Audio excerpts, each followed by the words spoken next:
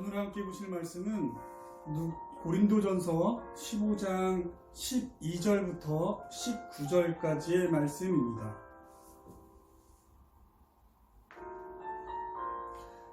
그리스도께서 죽은 자 가운데서 다시 살아나셨다 전파되었거늘 너희 중에서 어떤 사람들은 어찌하여 죽은 자 가운데서 부활이 없다 하느냐.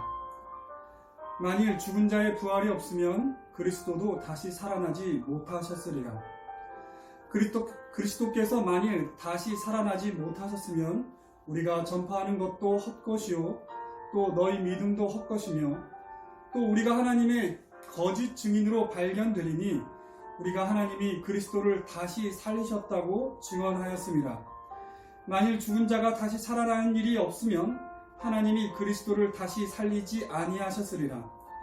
만일 죽은 자가 다시 살아나는 일이 없으면 그리스도도 다시 살아나신 일이 없었을 터이요 그리스도께서 다시 살아나신 일이 없으면 너희의 믿음도 헛되고 너희가 여전히 죄 가운데 있을 것이요 또한 그리스도 안에서 잠자는 자도 망하였으리니 만일 그리스도 안에서 우리가 바라는 것이 다만 이 세상의 삶뿐이면 모든 사람 가운데 우리가 더욱 불쌍한 자이리라.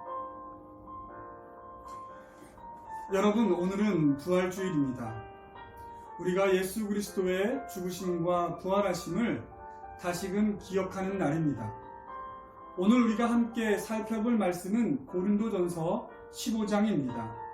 부활절로 불리는 고린도전서 15장을 함께 나누며 부활의 의미를 다시금 마음에 새겨봅시다.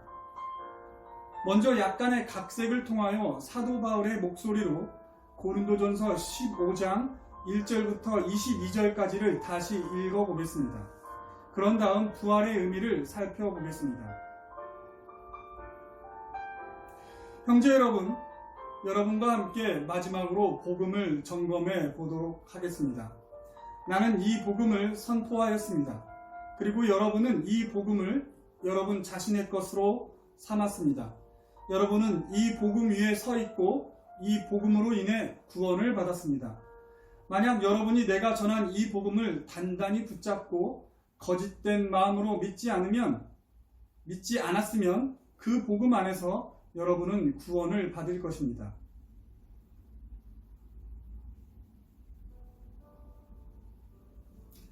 내가 믿음으로 받고 또한 여러분 앞에서 선포한 복음은 다음과 같습니다. 성경에 기록된 대로 그리스도께서 우리 죄를 위하여 죽으셨습니다. 그렇게 무덤에 묻히셨습니다. 그러나 성경대로 사흘째 되는 날 다시 살아나셨습니다. 그리고 베드로에게 자신을 보이셨고 또한 12제자에게 자신을 보이셨습니다. 그 후에 500여 형제에게 일시에 자신을 보이셨습니다.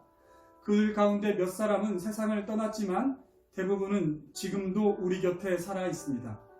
그 후에 야고보를 비롯한 모든 사도들에게 자신을 보이셨습니다. 그리고 심지어 마지막으로 나에게도 자신을 보이셨습니다. 여러분도 알다시피 나는 사도들의 반열에 포함될 자격이 없는 자입니다. 왜냐하면 나는 하나님의 교회를 박해했던 자이기 때문입니다. 그런 나에게도 하나님께서는 은혜를 베푸셨습니다. 그래서 오늘의 내가 있게 된 것입니다. 그러므로 나는 하나님의 그 크신 은혜가 헛되지 않게 살았습니다. 그 증거가 이것입니다. 나는 모든 사도들보다 더 많이 수고했습니다. 그렇다 해도 내가 한 일은 그리 대단한 것이 아닙니다. 왜냐하면 하나님께서 내게 할 일을 주시고 또한 그 일을 감당할 힘도 내게 주셨기 때문입니다. 나나 다른 사도들이나 모두 하나님의 은혜로 이 일을 감당했습니다. 나나 다른 사도들이나 같은 이 복음을 선포하였고 여러분은 이 복음을 믿었습니다. 이렇게 우리는 그리스도께서 죽은 자 가운데서 다시 살아나셨다고 전하였습니다. 그런데 여러분 가운데 죽은 자의 부활이 없다고 말하는 자들이 있으니 이 어찌된 일입니까? 혹은 여러분 가운데 우리가 마지막 때에 부활한다는 것의 의미를 제대로 알지 못하고 있거나 그 은혜의 약속을 헛되게 믿는 자들이 있으니 어찌된 일입니까? 만일 죽은 자의 부활이 없으면 그리스도도 다시 살아나지 못했을 것입니다. 그리고 그리스도께서 다시 살아나지 못하셨다면 우리가 전파한 모든 것은 교묘한 속임수에 불과한 것이고 그것을 믿은 여러분의 믿음도 다 헛된 것입니다. 뿐만 아니라 부활이 없다면 우리가 하나님에 대해 뻔뻔한 거짓말을 늘어놓은 것입니다. 왜냐하면 우리는 하나님께서 그리스도를 다시 살리셨다고 말했기 때문입니다. 만일 죽은 자가 다시 살아나는 일이 없다면 하나님께서 그리스도를 다시 살리시지 않으셨을 것입니다. 그리고 그리스도께서 다시 살아나지 않으셨다면 여러분의 믿음은 다 헛것이며 여러분은 여전히 죄와 그 죄로 인한 사망 가운데 있는 것입니다. 그렇다면 그리스도와 부활을 믿으며 죽은 자들은 정말 불쌍한 자들입니다. 만일 우리가 그리스도를 믿는 것이 다만 이 세상에서의 삶을 위한 것뿐이라면 우리는 모든 사람 가운데서 가장 불쌍한 사람들입니다. 그러나 진실은 이렇습니다. 그리스도께서는 다시 살아나셨고 모든 죽은 자들의 첫 열매가 되셨습니다. 여러분, 처음에 죽음이 한 사람을 통해서 왔습니다. 그와 같이 부활도 한 사람을 통해서 왔습니다. 첫사람 아담이 하나님께 범죄하여 하나님의 말씀대로 죽었고 그의 후손된 모든 사람들은 죄 가운데서 태어나서 죄를 범하며 그 죄로 인하여 죽었고 지금도 죽고 있고 앞으로도 죽을 것입니다. 이와 마찬가지로 둘째 아담 그리스도께서 하나님께 순종하여 하나님의 말씀대로 의와 생명을 얻어 죽은 자 가운데서 다시 살아나셨고 마지막 때에 믿음으로 그리스도와 연합된 자들은 죽은 자 가운데서 다시 살아날 것입니다. 여러분들 중에는 여기 고린도 교회의 몇몇 사람들과 같이 부활이 없다고 말하고 다니는 사람은 없을 것입니다. 그러나 우리가 부활을 믿는다고 말은 하지만 그 의미를 제대로 알지 못하고 있는 경우가 있습니다. 우선 방금 읽은 고린도전서 15장의 바울의 논지는 우리가 그리스도께서 죽으시고 다시 부활하셨다는 사실을 믿어야 한다는 것이 아닙니다. 부활에 대한 믿음은 다만 2000년 전 예수 그리스도께서 죽으시고 다시 살아나셨다는 객관적이고 역사적인 사건에 대한 믿음을 말하는 것이 아닙니다. 그보다는 예수 그리스도의 부활에 기초하여 우리 자신이 마지막 때에 부활할 것을 믿는 것입니다. 성경은 우리가 사는 이 세상의 삶이 끝이 아니라고 말하고 있습니다. 즉, 인생은 육체의 죽음으로 끝이 나는 것이 아닙니다. 죽음 뒤에는 반드시 심판이 있습니다. 그리고 그 심판에 앞서 부활이 있습니다. 마지막 때에 역사 가운데 죽은 모든 이들이 다시 살아날 것입니다. 그리고 그리스도를 믿는 우리뿐만 아니라 그리스도를 믿지 않았던 모든 사람들이 다시 살아날 것입니다. 요한복음 5장 29절에서 말씀하신 것과 같이 선한 일을 행한 자는 생명의 부활로, 악한 일을 행한 자는 심판의 부활로 나오게 될 것입니다. 성경이 말하는 죽음은 소멸을 의미하지 않습니다. 성경이 말하는 죽음은 단절 혹은 분리입니다. 우리가 흔하게 생각하는 죽음은 육체와 영혼의 분리를 말합니다. 이를 육체적 죽음이라고 합니다. 이러한 원리를 따라 영적인 죽음은 우리의 영혼이 하나님과 단절된 것을 말합니다. 마찬가지로 진정한 생명은 하나님과의 연합입니다. 이를 요한복음 3장 17절은 이렇게 말합니다. 영생은 곧 유일하신 참 하나님과 그가 보내신 자 예수 그리스도를 아는 것이니이다. 여기서 안다라는 단어는 부부가 서로를 안다고 말할 때 쓰이는 말로 그 의미는 연합입니다. 그러므로 하나님과 예수 그리스도를 모르는 자는, 즉 그와 연합되지 않은 자는 이미 영적으로 죽은 자와 같습니다. 그런데 성경이 사람의 인격을 말할 때 그 인격성은 다만 사람의 영혼에게만 적용되는 개념이 아닙니다. 사람의 인격은 영혼과 육체에 결합된 상태를 말합니다. 그러므로 생명과 죽음도 최종적으로는 영혼과 육체에 결합된 한 인격에게 부여되는 것입니다. 우리는 최종적이고 영원한 생명과 죽음의 부여를 심판이라고 부릅니다. 즉, 심판은 영혼에게만 내려지는 것이 아니고 영혼과 육체가 하나가 된 한 인격에게 내려지는 것입니다. 그러므로 모든 육체적인 죽음, 즉 영혼과 육체의 분리는 심판을 위해 복구될 것입니다. 다만 영원한 심판에 앞서 지금의 육체가 아니라 썩지 않을 육체와 우리의 영혼이 연합될 것입니다. 그러나 영혼에 있어서는 지금의 영혼과 그때의 영혼은 같은 것입니다. 오늘 주제와는 다소 거리가 있지만 이 영혼의 동질성에 대해서 잠시 생각해 봅시다. 이러한 고찰이 결코 쓸데없는 일은 아닐 것입니다. 여러분, 우리 각자의 영혼은 영원한 영혼입니다. 물론 우리의 과거에 대한 우리의 기억이나 우리의 해석에는 불완전한 부분이 있습니다. 그러나 시간 안에 존재하는 우리 영혼의 인식론적 아이덴티티는 과거에 의존적입니다. 우리가 우리 자신에 대해서 알 수 있거나 말할 수 있는 것은 오직 우리의 과거를 통해서뿐입니다. 우리는 마치 뒷걸음질로 걸어가는 것처럼 인생을 살 수밖에 없습니다. 왜냐하면 우리는 우리의 인생의 앞을 볼 수 없기 때문입니다. 우리는 우리 자신에 대해서 우리가 지나온 자취를 통해서만 말할 수 있습니다. 불완전한 기억이나 해석을 뒤엎을 수는 있어도 과거를 바꿀 수는 없습니다. 우리의 과거는 영원한 과거입니다. 내일이면 과거가 되어버릴 오늘의 삶은 영원한 과거가 되어 남겨질 것입니다. 그러므로 우리는 하루를 살아도 영원한 하루를 살고 있는 것입니다. 그것을 잊지 말아야 합니다. 그러나 한편 우리 영혼이 시간 안에 존재하고 있다는 말은 항상 우리의 영혼은 미래에 대해서는 열려 있다는 말이 됩니다. 시간 안에서 우리는 인식에 있어서는 과거에 대해서만 열려 있고 미래에 대해서는 닫혀 있습니다. 그러나 시간 안에서 우리의 선택은 과거에 대해서는 닫혀 있지만 미래에 대해서는 열려 있습니다. 즉, 우리 영혼의 실천론적 아이덴티티는 미래에 의존적입니다. 여러분이 어떠한 사람을 살아왔느냐가 여러분의 아이덴티티의 한 축이라면 그와 마찬가지로 여러분이 어떠한 삶을 살기를 원하느냐가 또한 여러분의 아이덴티티의 또 다른 한 축이 됩니다. 삶이라는 과정의 역설이 바로 이것입니다.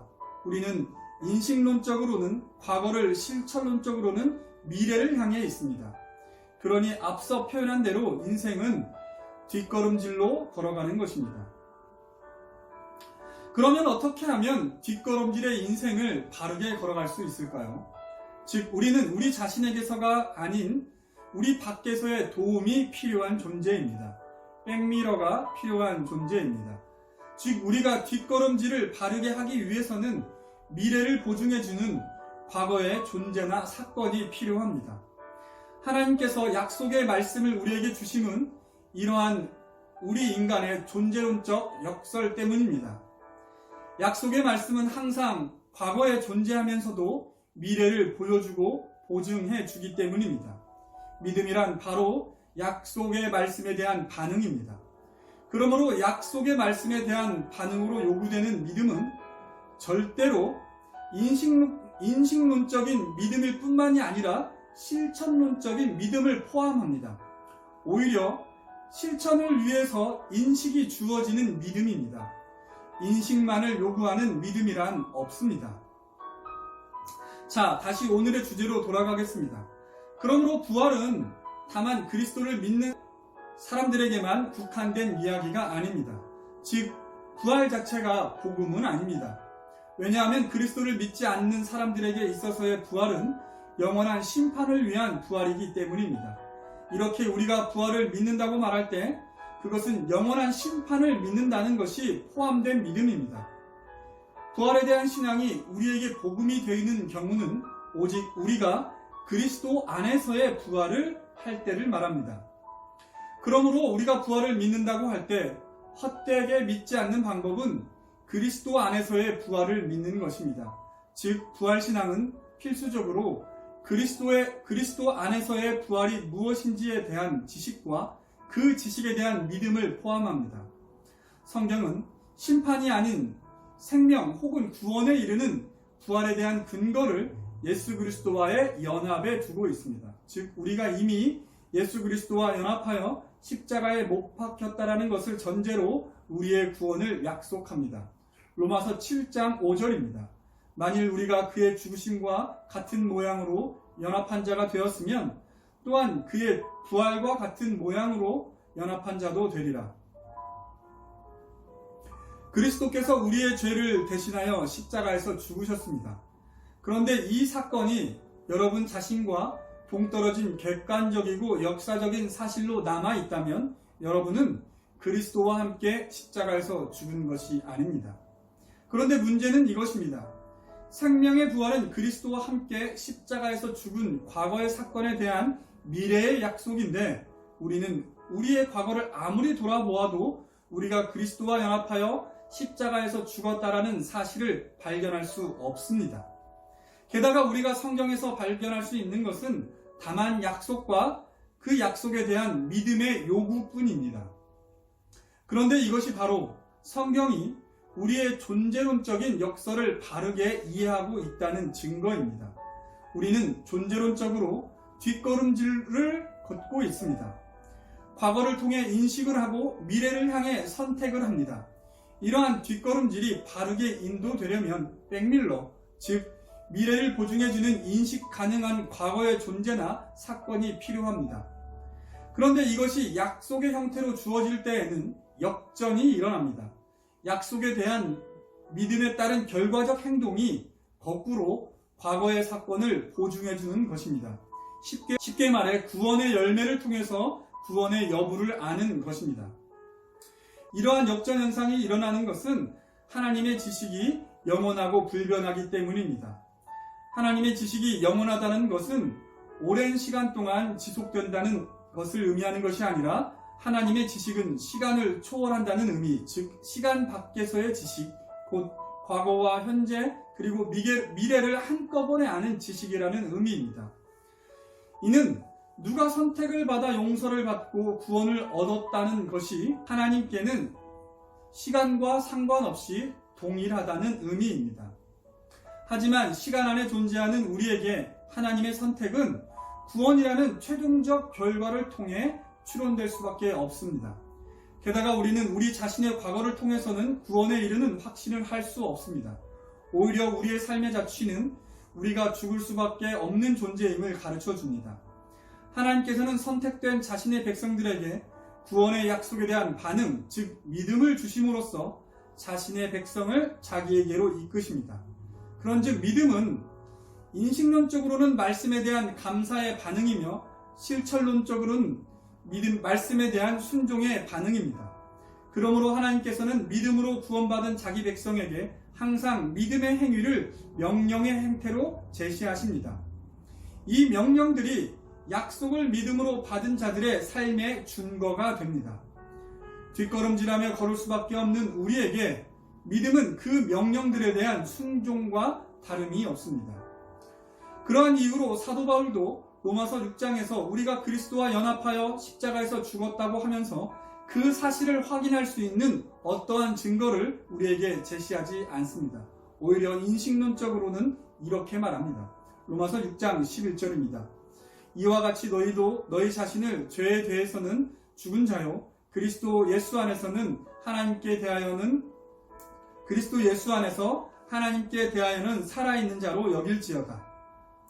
그리고 실천론적으로는 이렇게 이어서 말합니다. 로마서 6장 12절에서 13절입니다. 그러므로 너희는 죄가 너희 죽을 몸을 지배하지 못하게 하여 몸의 사욕에 순종하지 말고 또한 너희 지체를 불의의 무기로 죄에게 내어주지 말고 오직 너희 자신을 죽은 자 가운데서 다시 살아난 자 같이 하나님께 드리며 너희 지체를 의의 무기로 하나님께 드리라. 이렇게 사도 바울은 우리의 그리스도와의 연합에 대하여 경험의 바탕을 둔 근거를 제시하지 않고 도리어 인식론적인 믿음과 실천론적인 행위를 요구하고 있습니다. 그러므로 부활에 대한 바른 믿음은 결코 우리가 어떻게 살아가야 하느냐와 분리될 수 없습니다. 우리가 부활을 참으로 믿는다고 고백할 때 그것은 우리가 어떻게 살아가야 할지를 가르쳐주는 성경의 지침들을 알기에 힘쓰며 그 말씀에 따라 기꺼이 순종하려는 마음을 가지고 그에 따라 부단히 노력하며 실천하는 것 등을 이미 포함하고 있는 것입니다. 그렇게 모든 믿음의 고백은 그 고백에 담긴 실천적 함의에 대해 우리 편에서 하나님 앞에 언약적 맹세를 하는 것입니다.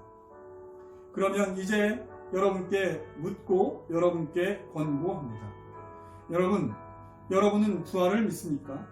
그렇다면 어떤 환경적 어려움이 와도 혹은 여러분의 태생적인 혹은 후천적인 한계를 만나더라도 절망하지 마십시오. 왜냐하면 이 세상에서의 삶은 잠깐이고 그동안 여러분의 영혼이 머물고 있는 여러분의 육체는 다만 이 세상에서의 장막일 뿐입니다. 여러분을 위한 영광과 거룩한 몸이 준비되어 있습니다. 그러하니 이 세상에서의 장막이 여러분의 영혼을 상하지 못하도록 하십시오. 비교적 이 세상에서의 장막이 남보다 보기 좋으신 분들은 다른 사람을 업신여기거나 하나님께서 당신에게 주신 좋은 것들을 엉뚱한 데에 허비하지 않도록 조심하십시오. 하나님께서는 항상 많이 준 자에게 많이 요구하시는 분입니다. 거꾸로 비교적 이 세상에서의 장막이 남보다 보기 좋지 못하신 분들은 그것으로 인해 다른 사람을 시기하거나 하나님께 불만과 불평을 하지 않도록 조심하십시오. 그리고 타인에 대해서는 함부로 판단하지 마십시오. 그들이 입은 이 세상에서의 장막으로 그 사람을 판단하지 마십시오. 그들을 위해 하나님께서 영광과 거룩한 장막을 준비해 놓으셨다는 것을 잊으시면 안 됩니다. 우리 안에 연약한 형제를 위해 하나님께서는 더욱 존귀한 장막을 준비해 놓으셨습니다.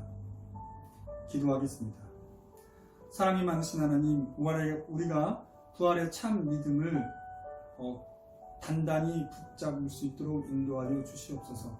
이 땅을 살면서 스스로에게 실망하거나 스스로에게 갖추어진 환경이나 조건들에 절망하지 않도록 도와주시옵소서. 왜냐하면 우리가 이 땅에서 머물고 있을 때 우리가 머무는 이 육체의 장막은 잠깐이고 주께서 우리를 위해 준비하신 영광과 거룩의 몸이 따로 있기 때문입니다.